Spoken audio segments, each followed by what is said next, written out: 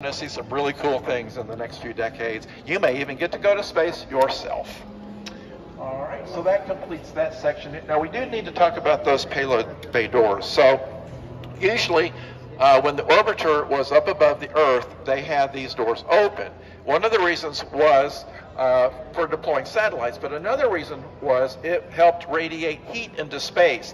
Sometimes there would be excess heat from inside the crew compartment area, and they had coolant that would flow through the crew compartment out into these doors. You can kind of see some ridges there. That is a coolant that flows through there, and that helps radiate excess heat out into space. Now, another reason why they tended to be upside down is because that gave them a great view of the Earth. And from this vantage point, you can see those two windows there at the top.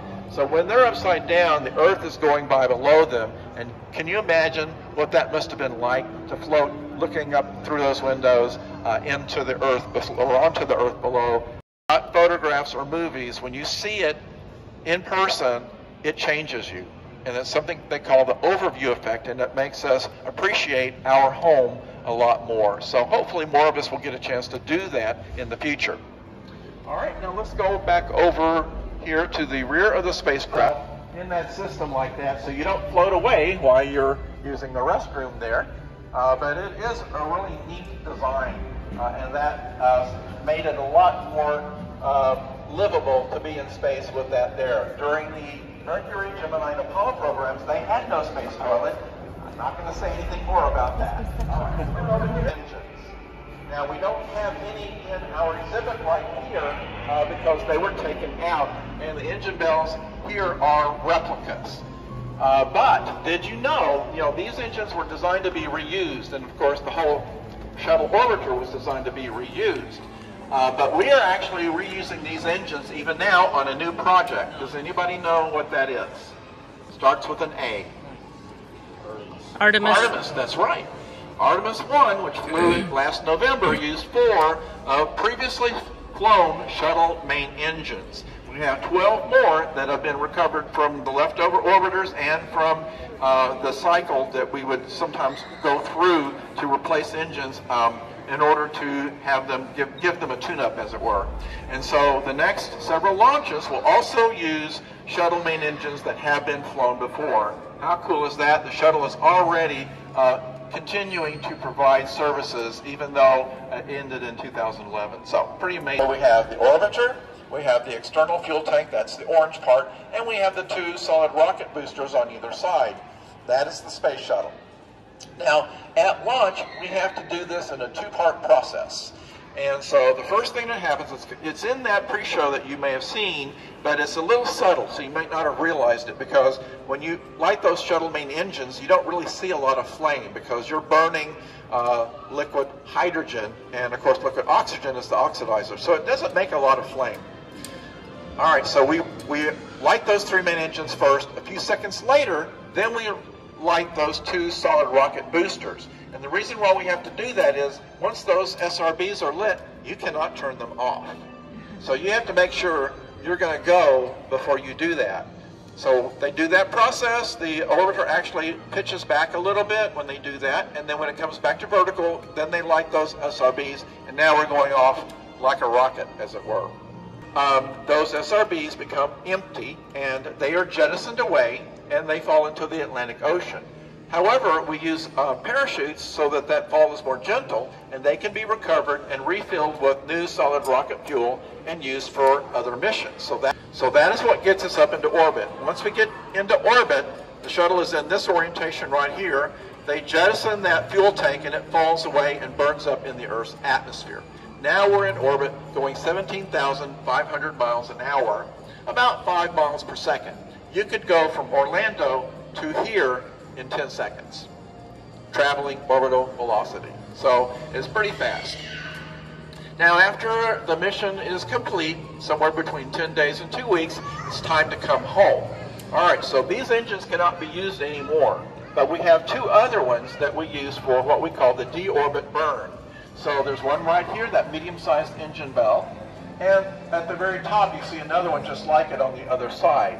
Those are part of what we call the Orbital Maneuvering System, OMS, or OMS engines.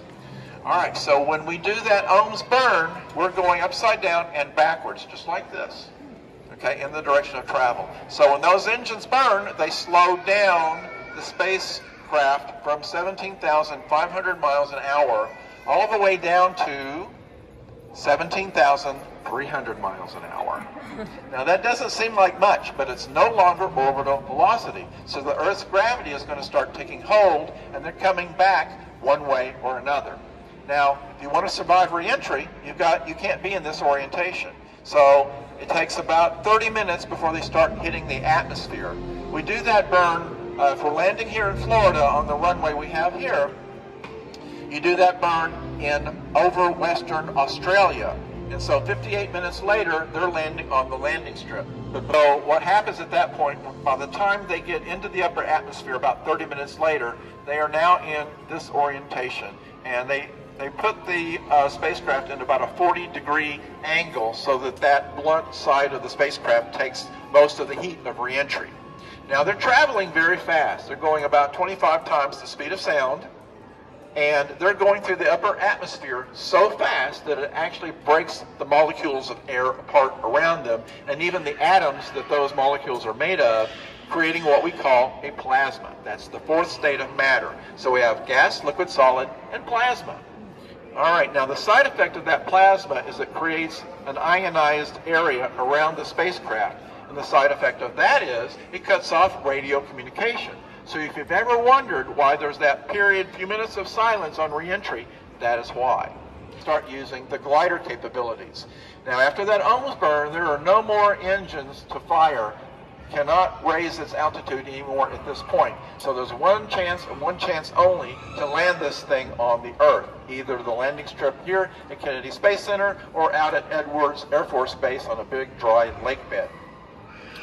So when they get into that thicker part of the atmosphere, the next thing they do to slow down is create maneuvers called S-turns. And so they do one direction and then they go back another direction, and they do that several times. And the way that slows them down is, if you've ever been in a car going a little too fast around a curve, what happens? Your body leans into the curve, right? That's called inertia, and that takes energy. So every time they make one of those curves, they're bleeding off some of that inertia, which allows them to go slower. So by the time they finish those maneuvers, they're going a little less than 2,000 miles an hour. All right, so now they get over the continental United States, and once they get over Central Florida, what happens? You hear a sound, a ba-boom, right? Two sounds. That is a sonic boom in two parts. One comes from the nose of the spacecraft, the other one comes from the tail of the spacecraft. And that's why you always hear two sonic booms whenever something is coming back from orbit. Now that's even true for SpaceX. When one of those boosters comes back, you get two sonic booms, one from the top of the booster and one from the bottom of the booster. And if you're ever lucky enough to watch Falcon Heavy, where both of those boosters come back, how many sonic booms will you hear? 4. 2 from one booster and 2 from the other booster.